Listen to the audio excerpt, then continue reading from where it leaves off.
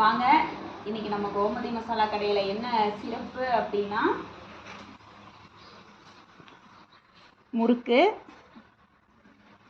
அதிரசம், பொருள் விளங்காய் உருண்டை, ரவா லட்டு. இதெல்லாம் எதுக்கு அப்படின்னு கேட்டிங்கன்னா, வளகாப்புக்கு சென்னைக்கு வந்து கொண்டுட்டு போகிறாங்க. ஆர்டர் வந்துருந்தது, அதனால சென்னைக்கு ரெடி பண்ணி அனுப்பலாம் அப்படின்லாம் ரெடி பண்ணி எடுத்து வச்சுட்டேங்க. அப்புறம் இது வந்து மலேசியாவுக்கு கொண்டுட்டு போகிறாங்க. ராகி முறுக்கு, அதிரசம், எள்ளு உருண்டை இதெல்லாம் வந்து மலேசியாவுக்கு கொண்டுட்டு போகிறாங்க. இது பார்த்திங்கன்னா கொரியருக்கு வந்து எல்லாம் எடுத்து ரெடி பண்ணி வச்சுருக்கேன். இப்போ இந்த பொருள் விளங்காய் உருண்டை வந்து எதுக்கு அப்படின்ட்டு கேட்பீங்க. பெரியவங்க வந்து அந்த காலத்தில் வந்து இதில் என்ன பொருள் போட்டிருக்கிறோம் அப்படிங்கிறது தெரியாது.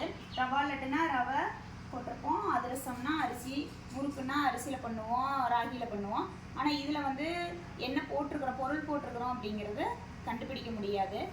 இது ஏன் மெயினாக வந்து வளகாப்பு கல்யாணம் அப்படின்னா முன்னாடி இது சீராக வைக்கிறாங்க அப்படின்னா, பொண்ணுங்க வந்து பிறந்த வீட்டில் நம்ம எப்படி இருக்கோம் என்ன ஏதுன்ட்டு தெரியாது. ஒரு கணவன் வீட்டுக்கு போகிறப்ப அவங்களுக்கு வந்து அங்கே என்ன இருக்குது என்ன ஏதுன்னு தெரியாது, நல்லது கெட்டது தெரியாது.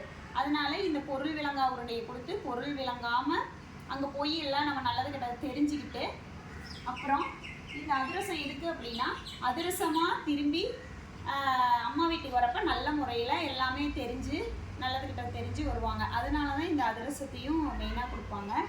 இது வந்து எனக்கு வந்து பெரியவங்க வந்து சொன்னாங்க, இந்த மாதிரி தான் இதோட அர்த்தம் அப்படின்ட்டு சொன்னாங்க. அதை நான் உங்களுக்கு சொல்கிறேன்.